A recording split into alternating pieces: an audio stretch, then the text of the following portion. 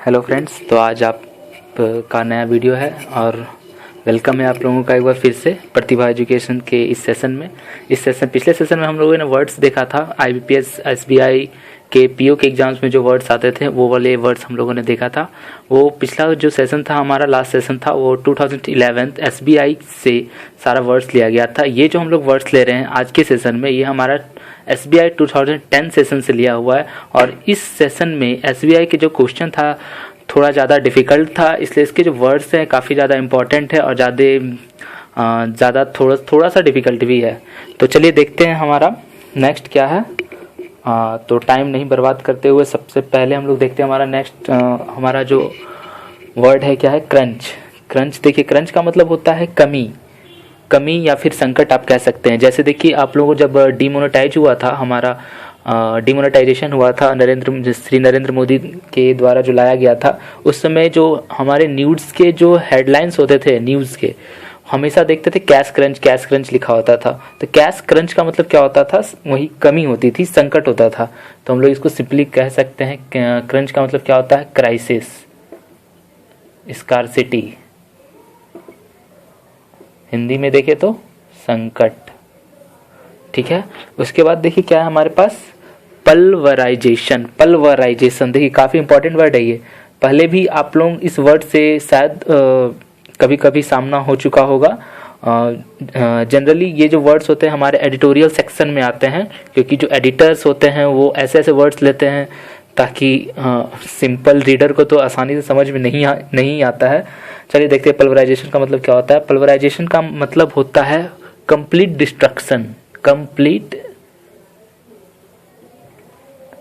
Destruction, ठीक। हिंदी में इसका अगर देखें तो होगा पूर्ण विनाश, ठीक है। आगे क्या है, टर्मोइल का मतलब क्या होता है। टर्मोइल का मतलब होता है कुछ अव्यवस्थित तरीके से, कुछ इधर कुछ उधर, जैसे तैसे। तो हम लोग इसको कह सकते हैं, इस टर्मोइल का मतलब होता है हमारे पास डिसऑर्डर, अव्यवस्थित तरीके से। तो काउस का मतलब भी वही होता है, डिसऑर्डर। ये सारे क्या हो गया, टर्मोइल की मीनिंग हो गई। हिंदी में देखिए तो इसका हो जाएगा अव्यवस्थित, अव्यवस्था या अव्यवस्थित, कुछ ऐसा, ठीक है। आगे क्या है हमारा, देखिए फिर से एप्रीहेंशन एक इंपॉर्टेंट वर्ड फिर से हमारे पास। एप्रीहेंशन का मतलब क्या होता है, एप्रीहेंशन का मतलब होता है आशंका, डर एक तरह का। लेकिन किस तरह का डर, ऐसा कोई नहीं कि भूत से, किसी गुंडे से डर, ऐसा डर जो फ्यूचर को लेके जो हमारा डर होता है, उसमें हम लोग एप्रीहेंशन का यूज करेंगे। फ्यूचर से रिलेटेड डर, फियर रिगार्डिंग फ्यूचर, ठीक है, आशंका। उसके बाद हमारा क्या है, सोलेस का मतलब होता है, सोलेस लिया गया है कॉन्सोलेशन से, काफ़ी ज़्यादा मिलता जुलता वर्ड है। तो सोलेस, कॉन्सोलेशन आप लोग जानते हैं सांत्वना होता है, तो वही से सोलेस का मतलब भी आपका सांत्वना होता है। कॉन्सोलेशन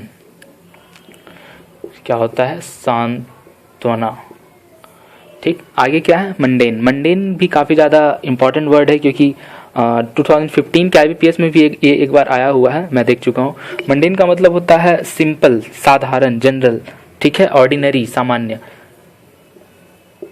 ऑर्डिनरी, साधारण, ठीक। आगे क्या है हमारा, स्प्री का मतलब होता है किसी चीज़ का बहुत तेज़, जब कोई काम आप करते हो और बहुत तेज़ी से वो प्रोग्रेस कर रहा है, तो हम लोग कह सकते हैं कि वो आपका स्प्री टाइम था, मतलब ऐसा टाइम जिसमें आप बहुत तेज़ी के साथ आगे बढ़ते हो, ठीक है। तो हम लोग इसको लिख सकते हैं। स्प्री का मतलब क्या होता है, देखिए काफ़ी इंपॉर्टेंट वर्ड है, क्योंकि ये काफ़ी ज़्यादा मतलब बहुत से वर्ड को एक लाइन में ही डिफाइन कर दे रहा है, इसलिए ये जनरली एग्जाम में आते रहते हैं इस तरह के वर्ड्स। तो स्प्री का मतलब होता है a period of excessive activity, a period of excessive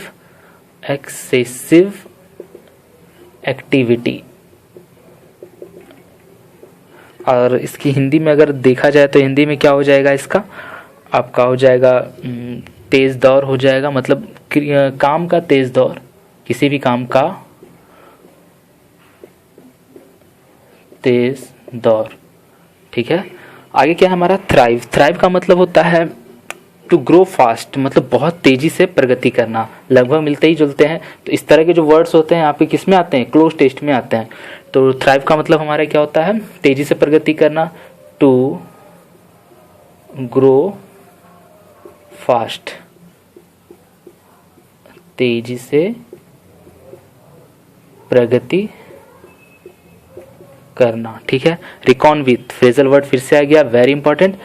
recon with का मतलब हमारा क्या होता है, रिकॉन विथ का हमारा होता है फेस करना, सामना करना, ठीक है।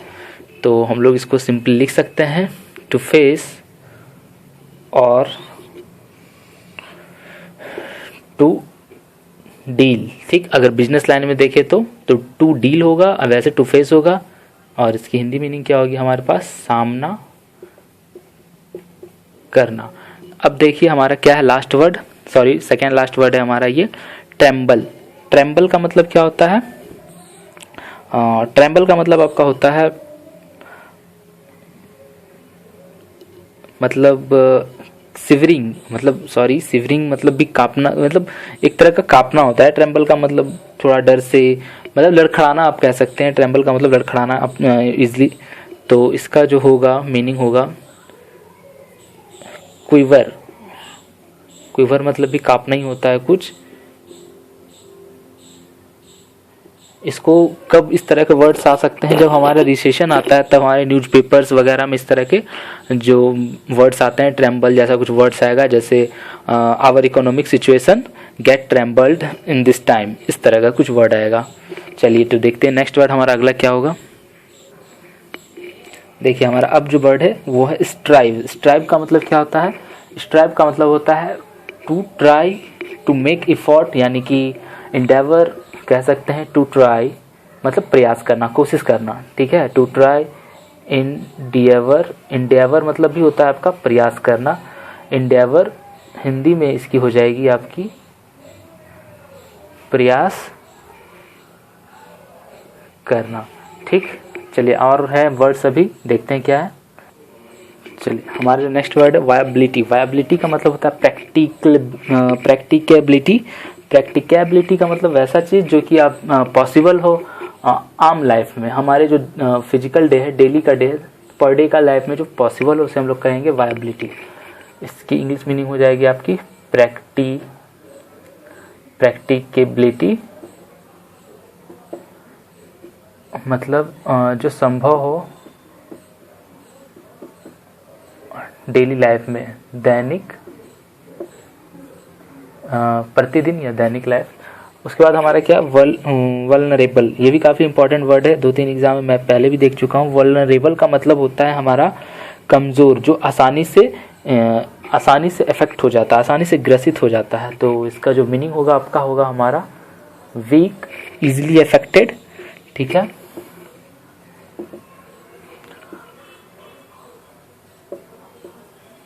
हिंदी मीनिंग अगर देखें तो इसका हो जाएगा कमजोर, ठीक। मीगर, मीगर का मतलब क्या होता है, देखिए मीगर का मतलब होता है वेरी लेस, बहुत ज़्यादा कम, बहुत छोटे अमाउंट में जब हम लोग कोई चीज़ लेते हैं तो हम लोग कहते हैं दैट इज़ मीगर क्वांटिटी, ठीक है। तो मीगर का मतलब क्या होता है हमारा बहुत कम, वेरी लेस,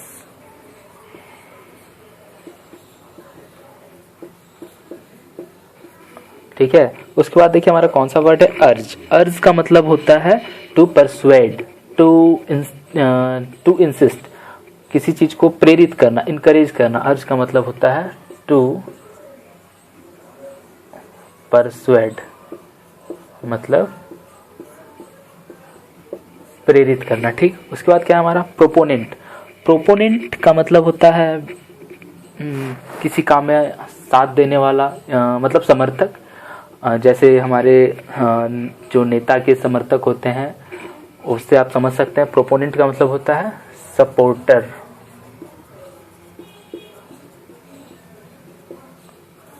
समर्थक। अगेन देखिए फिर से आपका फ्रेजल वर्ड है, वेरी इंपॉर्टेंट। आजकल इस तरह के वर्ड्स आ रहे हैं, हो सकता है ये भी आ जाए। Still a march on, still a march on. Still a march on का मतलब होता है स्टार्ट करना, सबसे पहला कदम उठाना, स्टिल अ मार्च ऑन। तो हम लोग देख सकते हैं इसका मतलब क्या होता है टू टेक फर्स्ट स्टेप, ठीक है। क्या हो जाएगा, पहला कदम उठाना। ठीक है, उसके बाद देखिए क्या है हमारा कॉन्स्ट्रू। कॉन्स्ट्रू का मतलब होता है हमारा टू अंडरस्टैंड, ठीक, अच्छे तरीके से किसी चीज को समझना, to understand in a particular way. Construe meaning is to understand in a particular way. ठीक, हिंदी मीनिंग इसका हो जाएगा अच्छे तरीके से समझना।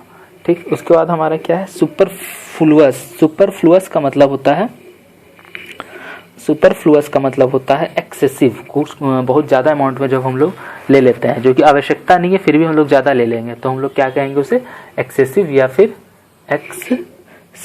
एक्सेसिव का मतलब होता है अत्यधिक, आवश्यकता से अत्यधिक, तो इसका मतलब हो जाएगा आवश्यकता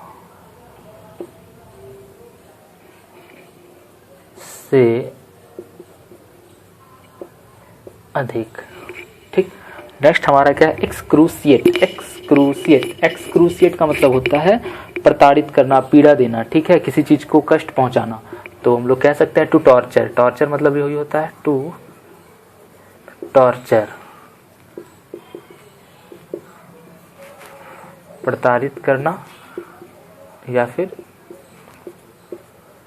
पीड़ा देना। उसके बाद हमारा क्या है, नेक्स्ट वर्ड है हमारा पर्टिनेंट। पर्टिनेंट का मतलब होता है रेलिवेंट, जो कि किसी काम से हम लोग कह सकते हैं this question is not relevant to this topic, यह क्वेश्चन इस टॉपिक से रिलेटेड नहीं है, तो हम लोग कह सकते हैं वहां पर this question is also not pertinent from this topic. Pertinent मतलब होता है रेलिवेंट। रेलिवेंट, रेलिवेंट मतलब अगर इसकी हिंदी मीनिंग देखें तो होता है तर्क संगत। ठीक है, आगे क्या है हमारे पास, आगे हमारे पास विसिनिटी। विसिनिटी का मतलब होता है हमारे पास चारों तरफ की ओर का जो इन्वायरमेंट है, यानी कि सराउंडिंग कह सकते हैं हम लोग इसे, सराउंडिंग, चारों ओर, विसिनिटी। ठीक है, नेक्स्ट देखिए सेकेंड लास्ट हमारा जो वर्ड है गो अलॉन्ग वे। गो अलॉन्ग वे फिर से एक फ्रेजल वर्ड है, काफी ज्यादा इंपॉर्टेंट वर्ड है। ऐसे वर्ड्स या फ्रेजल वर्ड जो भी है एग्जाम में आ सकते हैं, और वैसे इसकी जो मीनिंग होती है अगर आप लोगों को पता होगा तो अच्छी बात है, नहीं पता होगा तो फिर मैं बता रहा हूँ आपको। इसकी जो मीनिंग होती है हमारे पास, इसका मतलब होता है टू बी एन इम्पॉर्टेंट, यानी कि प्रभावकारी होना, बहुत ज़्यादा इंपॉर्टेंट होना किसी काम में। तो इसका क्या मतलब हो जाएगा, टू बी एन इम्पॉर्टेंट।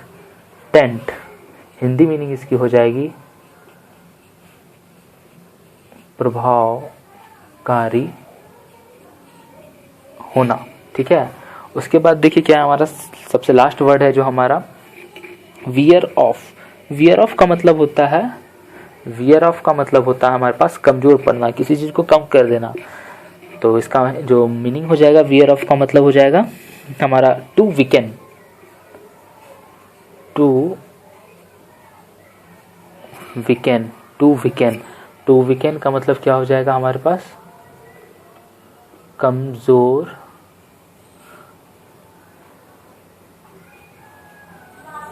पढ़ना। ठीक है, देखते हैं नेक्स्ट वर्ड क्या है। अब जो हमारे पास वर्ड है एम्पल। एम्पल, एम्पल का मतलब क्या होता है, एम्पल का मतलब होता है बहुत ज़्यादा, प्रचुर मात्रा में। ठीक, तो हम लोग इसको कह सकते हैं एम्पल का मतलब होता है हमारे पास एबंडेंट।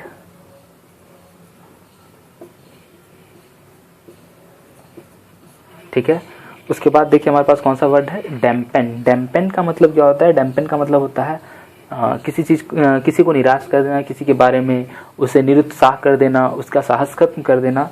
तो हम लोग कह सकते हैं टू डिस्करेज। करेज मतलब साहस देना होता है, टू डिस्करेज यानी क्या होता है, हतोत्साह करना, हतोत्साह करना। ठीक है, आगे हमारे पास क्या है देखिए फ्यूटाइल। फ्यूटाइल का मतलब क्या होता है, फ्यूटाइल का मतलब होता है व्यर्थ, वेस्ट।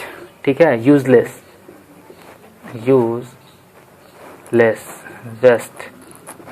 हिंदी मीनिंग देखे तो होता है निरर्थक। ठीक, उसके बाद क्या देखिए, बाइगॉन। बाइगॉन का मतलब होता है बीता हुआ, जो बीत चुका है। ठीक, तो हम लोग सिंपली एक लाइन में, एक वर्ड में पास्ट कह सकते हैं इसे, बीता हुआ। ठीक है फ्रेंड्स। उसके बाद देखिए हमारे पास क्या है, एलिगेशन।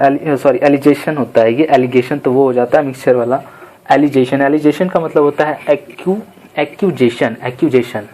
एक्यूज मतलब आप लोगों को पता होगा, एक्यूज मतलब होता है दोषी। एक्यूजेशन मतलब क्या, आरोप देना, आरोप लगाना या आरोप देना, आरोप लगाना। देखिए फिर से एक फ्रेजल वर्ड आ रहा है हमारे पास, fly thick and fast. Fly thick and fast काफ़ी ज़्यादा इंपॉर्टेंट वर्ड है। इस तरह की जो वर्ड्स होते हैं एग्जाम में आ रहे हैं आजकल। तो इसका मतलब क्या होता है, फ्लाई थिक एंड फास्ट का मतलब होता है काफ़ी ज़्यादा मात्रा में होना, तेज़ी से बढ़ना, या फिर बहुत ज़्यादा क्वांटिटी में होना। ठीक है, तो इसका मतलब क्या हो जाएगा,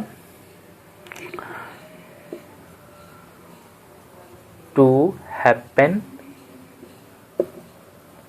क्विकली इन लार्ज नंबर। ठीक है, तेजी से काफ़ी मात्रा में बढ़ना।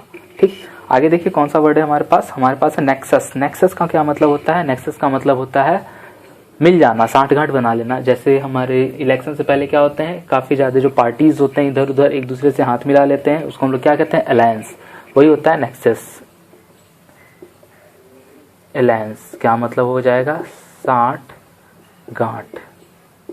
ठीक है, उसके बाद देखिए क्या है, ड्वेलर। ड्वेलर का क्या मतलब होता है, ड्वेलर का मतलब होता है लोकलिस्ट, यानी कि इनहैबिटेंट, निवासी, जो आसपास के निवासी होते हैं उसे कहते हैं ड्वेलर। यानी कि इसका मतलब हो जाएगा इनहैबिटेंट,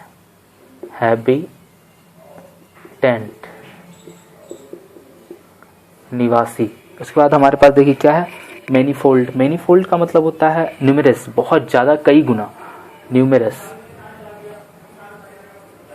न्यूमरस न्यूमरस इसकी हिंदी मीनिंग अगर होगी तो हो जाएगी हमारे पास कई गुना। देखिए हमारे पास 2-3 वर्ड्स और हैं, देखिए उसका मतलब क्या होता है। उसके बाद हमारे पास जो वर्ड्स है, प्रोसिक्यूशन। प्रोसिक्यूशन का मतलब होता है केस इन कोर्ट। अगर कोई केस है वो कोर्ट में है तो हम लोग उसमें प्रोसिक्यूशन का यूज़ कर देंगे, और इसकी हिंदी मीनिंग होती है सज़ा। Case in court, Hindi meaning इसकी हो जाएगी सज़ा। And last word we have sentence to. Sentence to का मतलब होता है टू पनिश।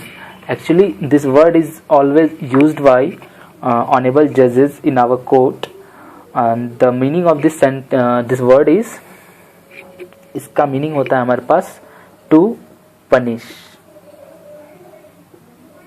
टू पनिश मतलब सजा देना, सेंटेंस टू। ठीक, तो फ्रेंड्स ये हमारा था SBI 2010। SBI 2010 से सारे वर्ड्स लिए गए थे। तो हो सकता है कि इस बार के SBI में इन सभी से कम आप 2 से 3 वर्ड्स एक्सपेक्ट कर सकते हो। अगर 2 से 3 वर्ड्स आप एग्ज़ाम में आ गए तो हो सकता है अगर ये क्लोज टेस्ट में आ गए और इन सभी वर्ड की हेल्प से आप एक क्लोज टेस्ट ही बना लो तो इंग्लिश में 1 नंबर आ जाएगा आपको। और इंग्लिश में 1 या 2 नंबर लाना SBI के एग्ज़ाम में एक बड़ी ही बात है, क्योंकि आप जानते हैं कि SBI और IBPS का जो आजकल लेवल हो रहा है कैसा हो रहा है। इंग्लिश का तो काफ़ी ज़्यादा हार्ड हो चुका है, इंग्लिश में तो सारे क्वेश्चन ही चेंज हो चुके हैं जो पहले आते थे। आजकल क्लोज टेस्ट भी आता है तो कुछ अलग तरह का आता है। तो ऐसे सिचुएशन में सबसे जो हमारे पास मोटिवेशनल चीज़ होगी, जब सबसे जो सपोर्ट वाला जो चीज़ होगा हमारे पास इंग्लिश सेक्शन के लिए, वो हमारा होगा वोकैब। अगर आपके पास वोकैब बहुत अच्छा है, आपका वोकैब काफ़ी ज़्यादा स्ट्रॉन्ग है, तो आप उस क्वेश्चन को समझने में ज़्यादा टाइम नहीं लगाओगे और ज़्यादा टाइम नहीं वेस्ट करते हुए तुरंत आंसर दोगे। ठीक, अगर आप तुरंत आंसर दे रहे हो तो आपके लिए फ़ायदा है, आप दूसरे क्वेश्चन को अटैम्प्ट कर सकते हैं, हो सकता है वहाँ से भी सही हो जाए तो आप इंग्लिश सेक्शन में मार्क्स ला सकते हैं। तो मेरा मानना है दोस्तों कि अगर आपको इंग्लिश सेक्शन में मार्क्स चाहिए तो आपका सबसे पहला वर्क क्या होना चाहिए, अपने वोकैब को स्ट्रॉन्ग करना। ठीक है, तो आज हम लोगों ने क्या देखा, SBI 2010 से जो वर्ड्स पूछे गए थे उन सारे वर्ड्स को देखें। अगला हमारा जो वीडियो होगा इंग्लिश लैंग्वेज में, वो हमारा होगा SBI से रिलेटेड या IBPS से रिलेटेड नेक्स्ट वर्ड्स। ठीक है, अब हो सकता है 2008 और 9 से हम जो वर्ड्स लिया गया हो वो हम लोग देखेंगे नेक्स्ट वीडियो में। तब तक के लिए keep watching and always keep practising. Okay, thanks.